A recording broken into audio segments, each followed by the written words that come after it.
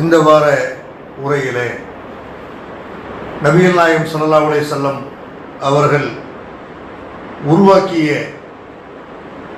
நபித்தோழர்களில் ஒருவரான சாத் பின் அபி வக்காஸ் ரலியல்லாஹு அன்ஹு அவர்களுடைய வரலாற்றில் சில தகவல்களை நாம் அறிந்து கொள்ள இருக்கிறோம். சாத் பின் அபி வக்காஸ் ரலியல்லாஹு அன்ஹு அவருடைய உண்மையான பெயர் சாத் பின் மாலிக். மாலிக் என்பது அவங்களுடைய தாப்பனாருடைய பெயர். அபு வக்காஸ் என்பது அவங்க தாப்பனாருடைய அடையாள பெயர். அவங்களுடைய மகன் வக்காஸ் அவர்களை வைத்து அபு வக்காஸ் என்று மாலிக் அவர்கள் அழைக்கப்பட்டிருக்கிறார்கள். இப்போ சாத் பின் அபி வக்காஸ் என்றும் சாத் பின் மாலிக் என்றும் அபு இஸ்ஹாக் என்றும் இவங்களுடைய பெயர் குறிப்பிடப்படும். சாத் பின் அபி வக்காஸ் அவர்களுக்கு இஸ்ஹாக் என்ற பெயரில் ஒரு மகன் இருக்கிறார். அதனால் இவர் அபு இஸ்ஹாக் என்றும் ஹதீஸ் நூல்களில் நம்ம பார்க்க முடியும். இந்த சாத் பின் அபி வக்காஸ் ரலியல்லாஹு அன்ஹு அவங்களுடைய தாயார் ஹம்னா பின்து சுஃபியான். இந்த சாத் பின் அபி வக்காஸ் ரலியல்லாஹு அன்ஹு அவர்கள் 270 ஹதீஸுகள் அறிவித்திருக்கிறார்கள்.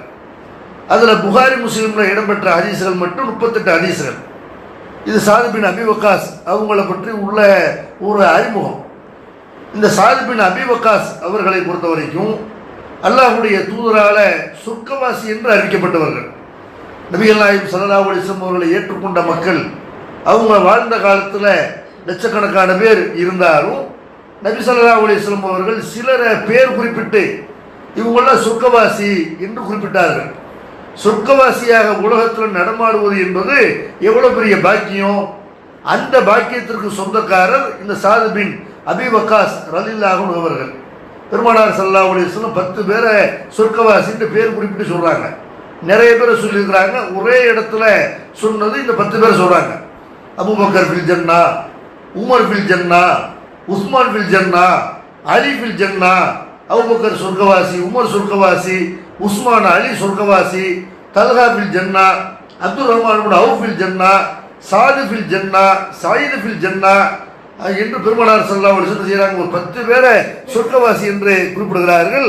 அந்த 10 பேரில் இவர் வர்றாங்க. அபு சயீதுல் சாத் பின் அபி வக்காஸ் அவங்களும் வர்றாங்க.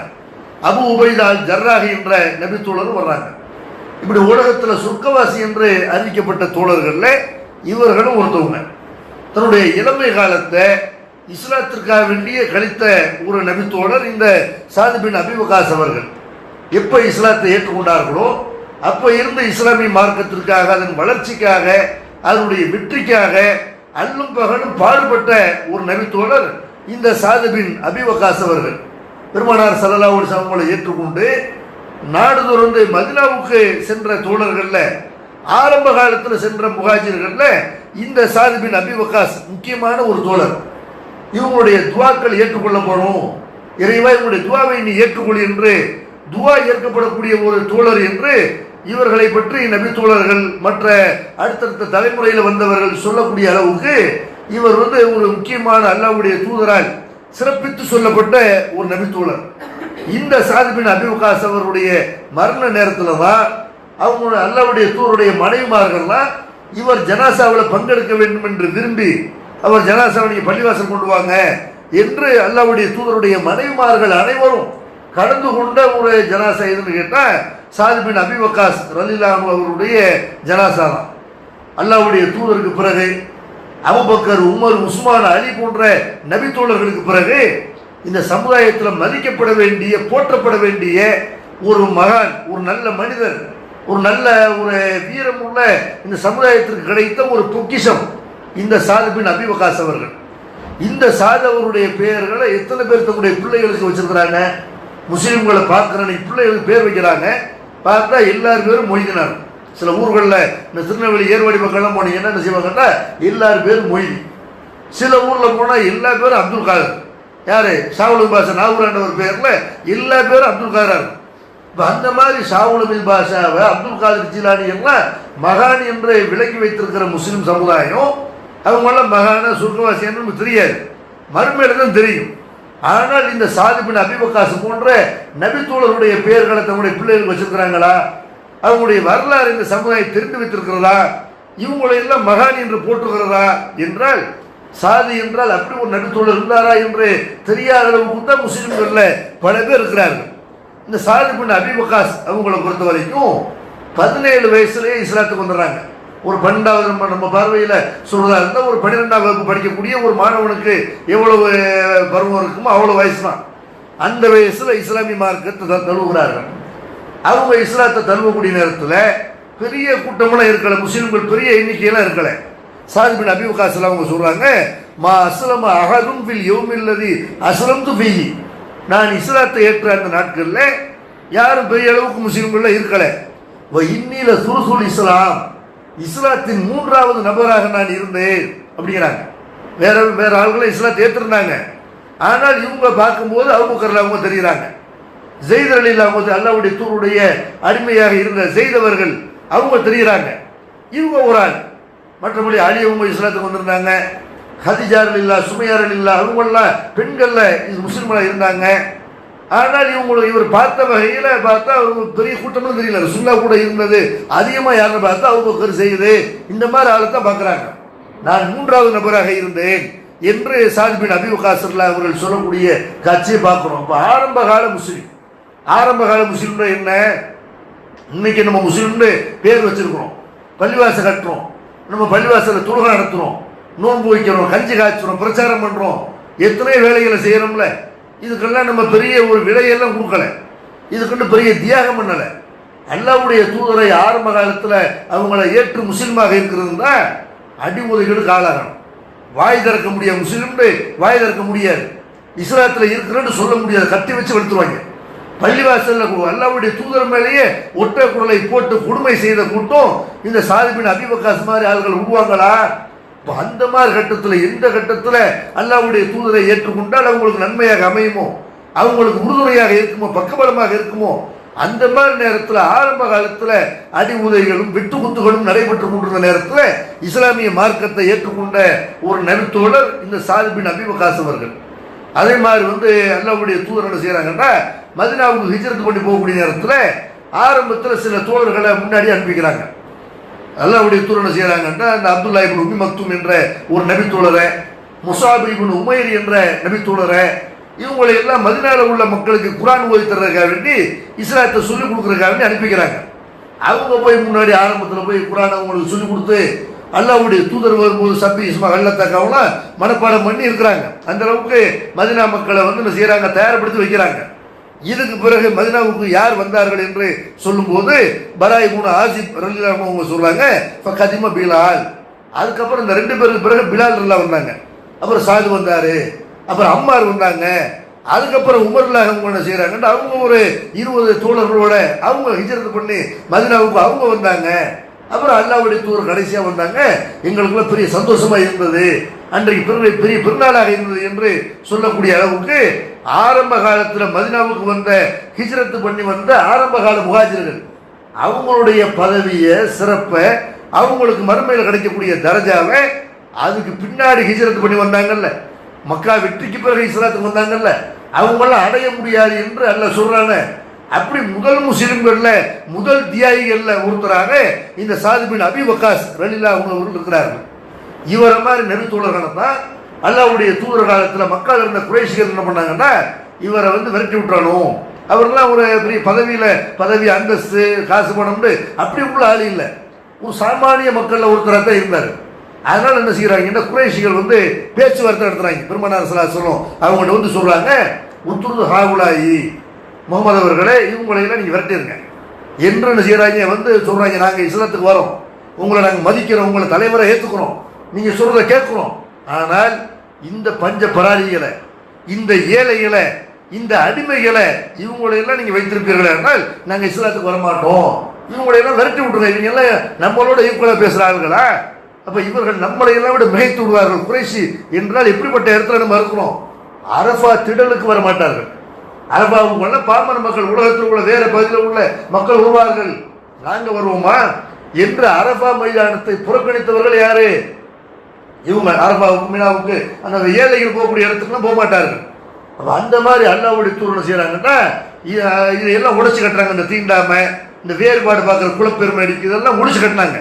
இவங்களையெல்லாம் விரட்டி விட்டுருங்க என்று என்ன செய்கிறாங்க, அல்லாஹ்வுடைய தூதர்கிட்ட வந்து சொல்கிறாங்க. அந்த நேரத்தில் சாத் பின் அபி வக்காஸ் சொல்கிறாங்க, அப்போ யார் இருந்தான்னு கேட்டால் யாரை விரட்ட சொல்கிறாங்கன்னு கேட்டால் நான் இருந்தேன், அப்துல்லா இப்னு மஸ்ஊத் எல்லாம் அவங்க இருக்கிறாங்க, ஹுதைல் கூட்டத்தை சேர்ந்த ஹுதைல் என்ற குலத்தை சேர்ந்த ஒரு மனிதர் இருந்தார், பிலால் இருந்தாங்க, இன்னும் 2 பேர். அப்போ இன்னும் 2 பேர் அவங்க பேரை அவர் சொல்லலை. ஒரு 6 பேர் நாங்கள் இருந்தோம். இந்த 6 பேரை விரட்டி அடித்து விட வேண்டும் என்று நினைஞ்சாங்க. குறைஷியர்கள் வந்து நபி ஸல்லல்லாஹு அலைஹி வஸல்லம் பேச்சுவார்த்தை நடத்துகிறார்கள். அல்லாஹ்வுடைய தூதரும் அவங்களுக்கு பதில் சொல்லலை.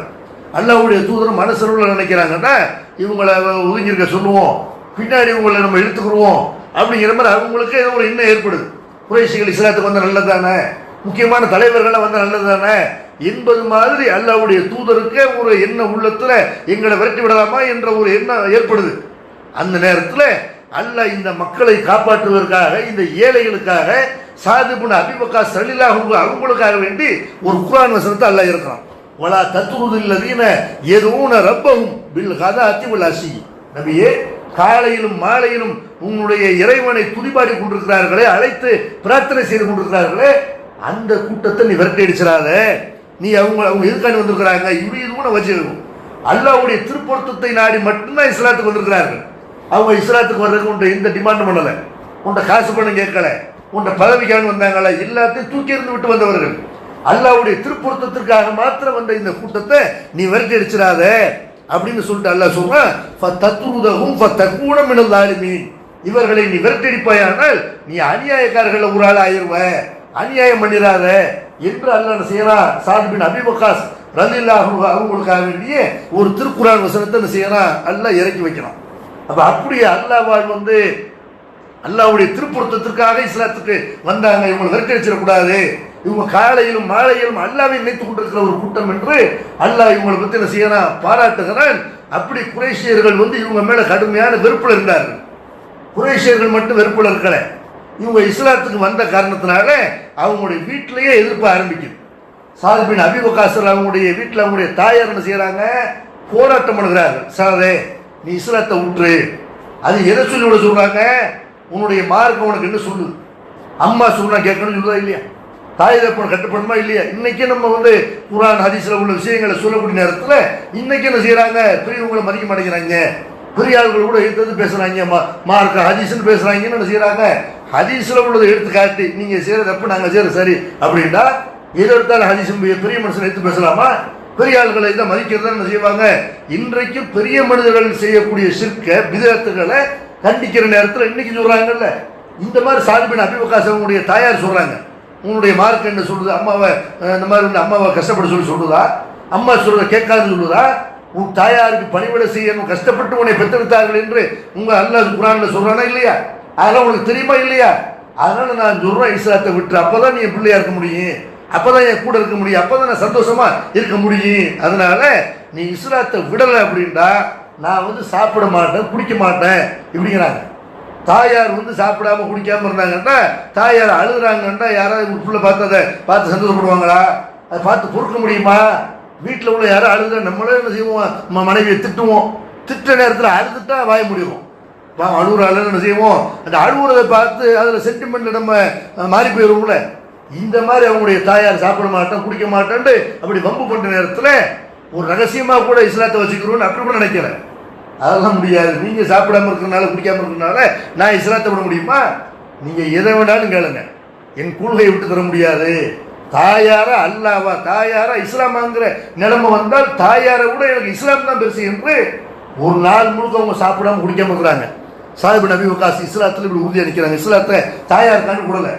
அடுத்த நாள் போராட்டம் தொடருது, அப்பவும் இஸ்லாத்தை விடலை. இப்படியே நீங்கள் மூத்தா போய் நீங்கள் வந்து திரும்ப உயிரோடு வந்தாலும் சரி இஸ்லாத்தை விடுற காரியம் நடக்காது என்று இஸ்லாத்தில் உறுதியாக நிற்கிறாங்க. 3வது நாள் இதே மாதிரி பட்டினி போராட்டம், உண்ணாவிரதம். வீட்டில் தாயார் உலகத்தில் யாரை முதல் இடத்துல வைத்து மதிக்க வேண்டுமோ அந்த தாயார் பட்டினியாக கிடக்கிறாங்க, தாகத்தோடு இருக்கிறாங்க.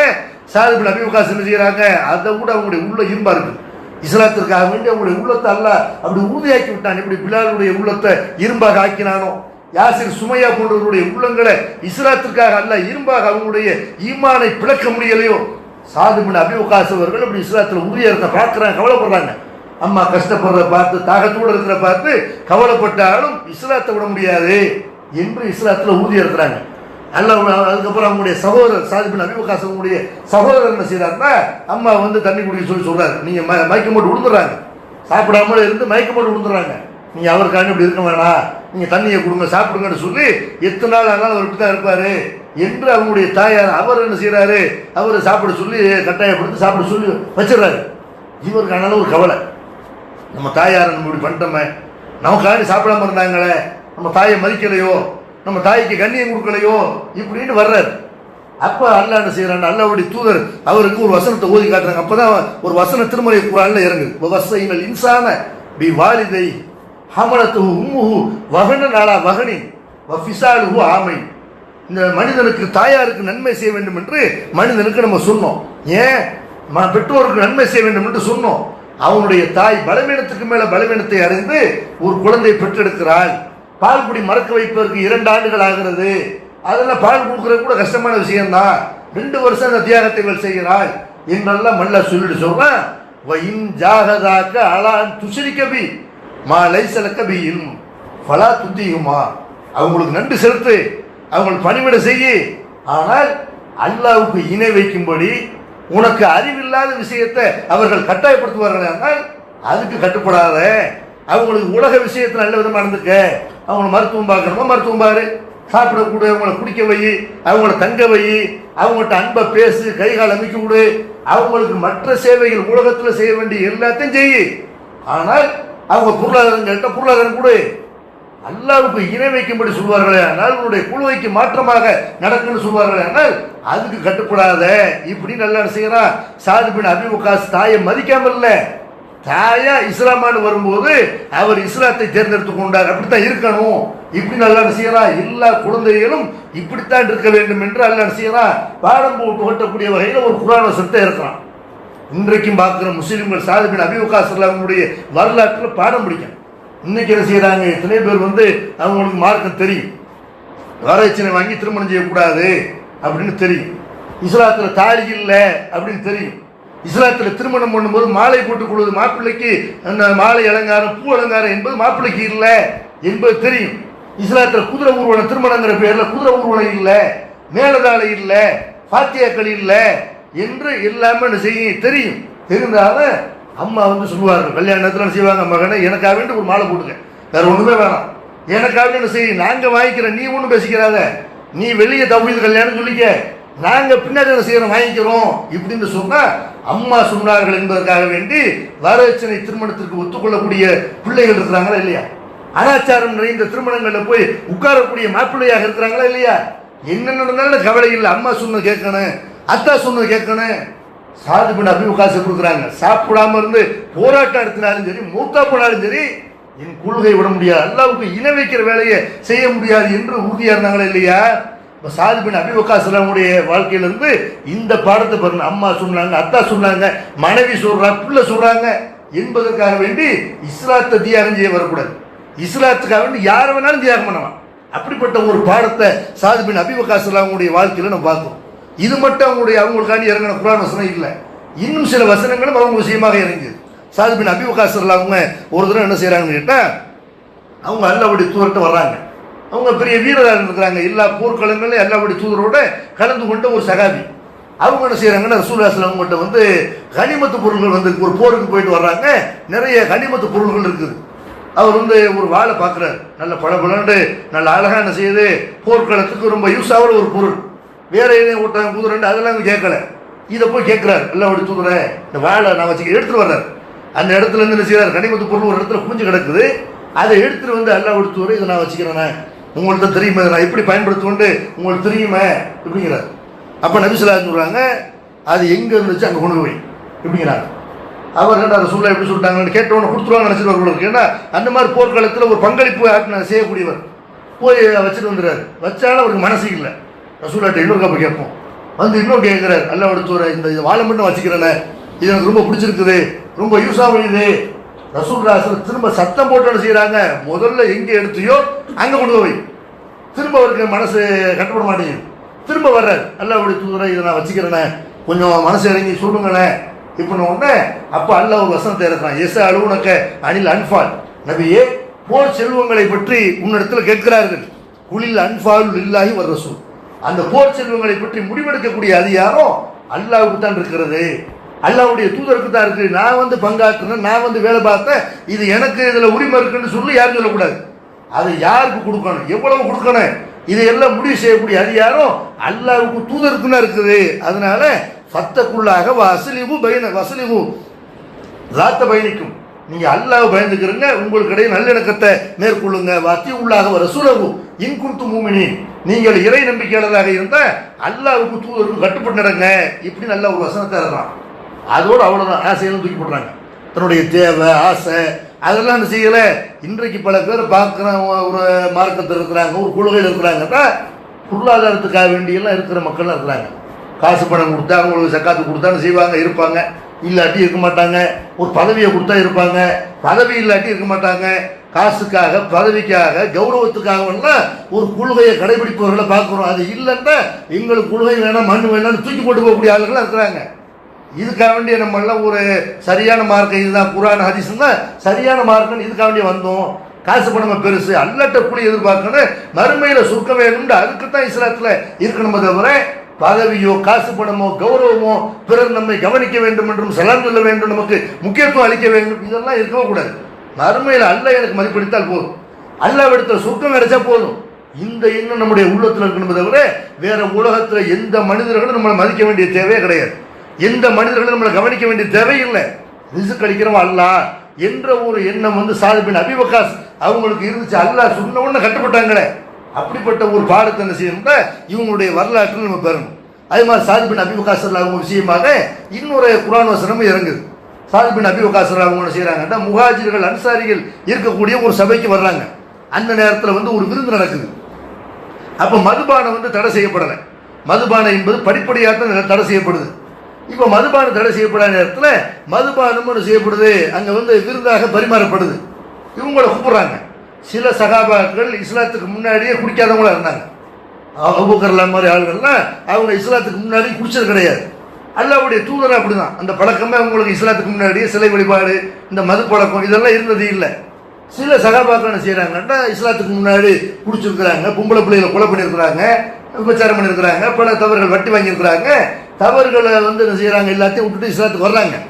ஆனாலும் மதுபானம் முழுசாக தடை செய்யப்படலையா, குடிச்சிக்கிட்டு கொஞ்சம் பேர் என்ன செய்கிறாங்க, இஸ்லாத்தில் இருந்தாலும் குடிச்சிக்கிட்டு இருக்கிறாங்க. அப்போ வந்து இவங்க வந்த உடனே என்ன செய்யறா, இவங்களுக்கு சாராயத்தை கொடுக்குறாங்க. குடித்த உடனே தண்ணி அடித்த உடனே மனுஷனை செய்வான், மூளை வேலை செய்யாது, மூளை வந்து குழம்பு போயிடும், வார்த்தைகள்லாம் தடுமாற ஆரம்பிச்சிடும், கெட்ட வார்த்தை வரும், ஆளுகளுக்குள்ள சண்டை வந்துடும், குடியாளர்கள் மத்தியில் சண்டை வந்துடும், கைகளை பாயிற பேச்சுக்கள் வந்து என்ன செய்யும் வேற மாதிரி வித்தியாசமாக வந்துடும். அப்போ கொலை கூட பண்ணுற அளவுக்கு மாறிடுவாங்க. அந்த மாதிரி அங்கே பேச்சுக்கள் வருது. முஹாஜிர்கள் பெரிய ஆளுகளாக சேர்ந்தவங்களா அன்சாரிகள் சேர்ந்தவங்களா இப்படின்னு அந்த பிடித்து கொண்டுள்ள அந்த மக்களுக்கு மத்தியில் பேச்சுவார்த்தை வருது. அப்போ ஒருத்தர் என்ன செய்யறாருன்னு கேட்டால் முஹாஜிர்கள் தான் சேர்ந்தவர் இப்படின்னு பேசுறாரு. இந்த சபையில் சாத் பின் அபி வக்காஸ் ரலியல்லாஹு அன்ஹு அவங்களும் இருக்கிறாங்க. அப்போ அன்சாரி என்ன செய்யறாருன்னு கேட்டால் அன்சாரி தோழர் மதீனாவை சேர்ந்த அன்சாரி தோழர் என்ன செய்யறாருன்னா முஹாஜிர்னா மக்காலின்னு வந்தவங்க. அவங்கள என்ன செய்யறாங்கன்னா ஒரு இப்படி முஹாஜிர் தான் சிறந்தவர்கள் சொல்றவங்க பலர்னு அடிச்சிடறாரு. அடிச்சு மூக்க காயப்படுத்தி அவர் அழுதுகிட்ட வந்து அல்லாஹ் விடுத்து என்ன செய்யறாங்க, இதை வந்து சொல்றாங்க. அப்போ அல்லாஹ் ஒரு குர்ஆன் வசனத்தை இறக்குறான். இன்னமல் ஹம்ரு வல் மைசிரு வல் அன்சாபு வல் அஸ்லாமு ரிஜ்சும் மின் அமலி ஷைத்தான் ஃபஜ்தனிபு. மதுபானம், சூதாட்டம், அம்பை குறி பார்ப்பது, அந்த ஜோசியம் சகனம் பார்ப்பது, கற்சிலைகளை வழிபடுவது, இதெல்லாம் ஷைத்தானுடைய அருவருக்கத்தக்க நடவடிக்கைகள். நீங்கள் இதிலிருந்து விலகிக் கொள்ளுங்கள், அப்போதான் வெற்றி பெறுவீர்கள். இன்னமா யுரீது ஷைத்தானு யூக்கிய பைனக்கும் அதாவத்தை வல் பக்லா ஃபில் ஹம்ரி வல் மைசிரி வயசுத்தக்கும் அன் திக்ரில்லா வாணி சலாத்தி ஃபஹல்லன்து முன்தஹூன்.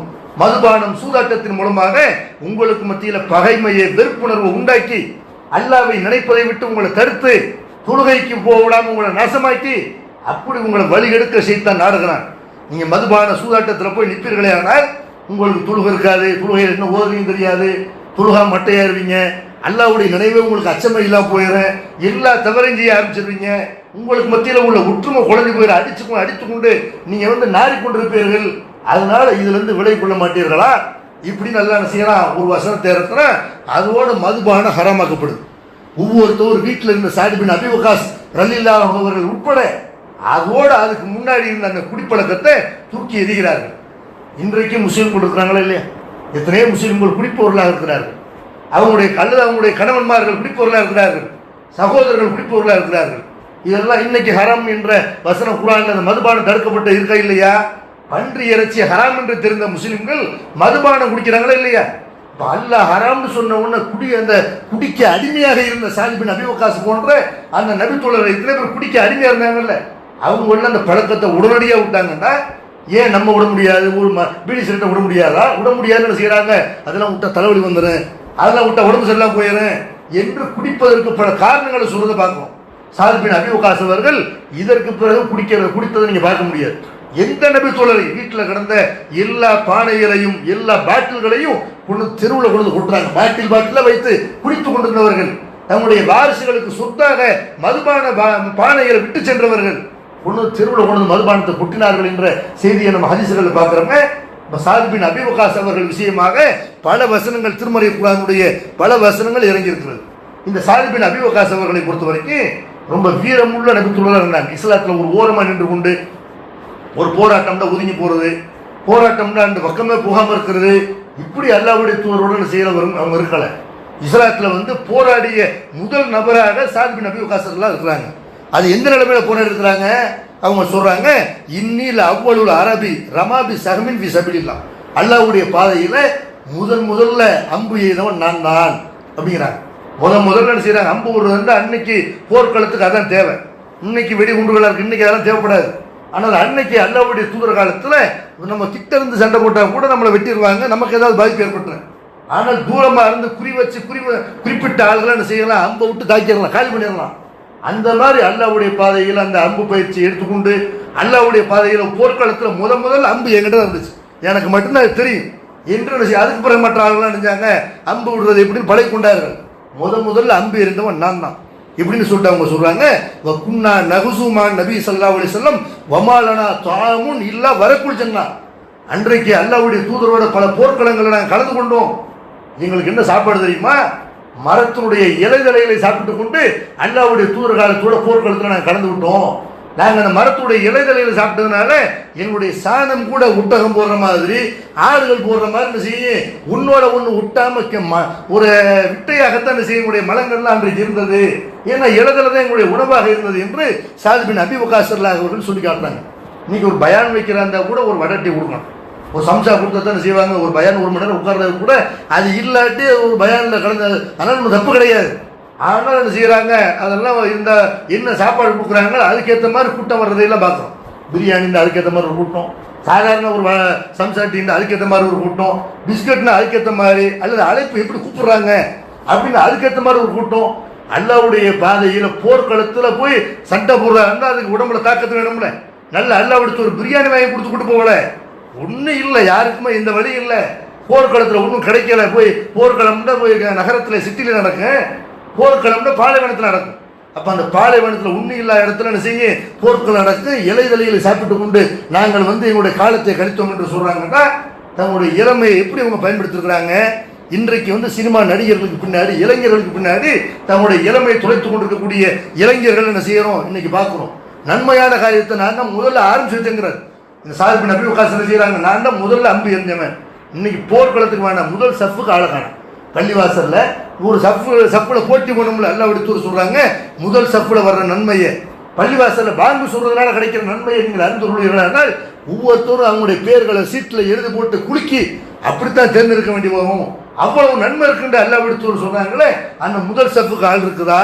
இப்போ நபிகள் நாயகம் ஸல்லல்லாஹு அலைஹி வஸல்லம் அவங்க காலத்தில் இருந்த சாத் பின் அபீ வக்காஸ் என்ற நபி தோழரை பொறுத்த வரைக்கும் வீரமிக்கவங்களா இருந்தாங்க. நன்மையான காரியத்தை முதல்ல செய்தார்கள், தியாகம் செய்து அல்லாஹ்வுடைய தூதரோட போர்க்களத்தில் கலந்து கொண்டார்கள் என்ற வரலாற்றை பார்க்கிறோம். அவங்களுடைய வரலாற்றில் இன்னும் நம்ம பெற வேண்டிய பாடங்கள் நிறைய இருக்கிறது. இன்ஷா அல்லாஹ் அடுத்துவோம். நபிகள் நாயகம் ஸல்லல்லாஹு அலைஹி வஸல்லம் அவங்க மதீனாவுக்கு ஹிஜ்ரத் பண்ணி வந்த உடனே அவங்களுக்கு பல வகையில எதிர்ப்புகள் இருந்தது.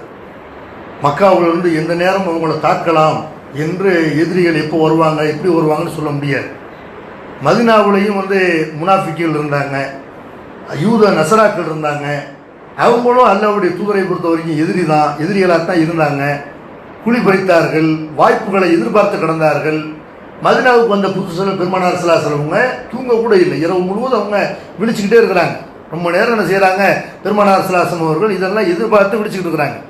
அப்போ அந்த நேரத்தில் பெருமானார் ஸல்லல்லாஹு அவங்க மக்கள்கிட்ட சொல்கிறாங்க, லைத்தா ரஜுலன் சாலிகன் மின் அஸ்ராபி யஹ்ருசுனில் லைலா, இரவு நேரத்தில் என்னை பாதுகாக்கக்கூடிய ஒரு நல்ல மனுஷன் இருந்தால் நல்லா இருக்குமே இப்படின்னு நல்லபடி சொல்கிறாங்க.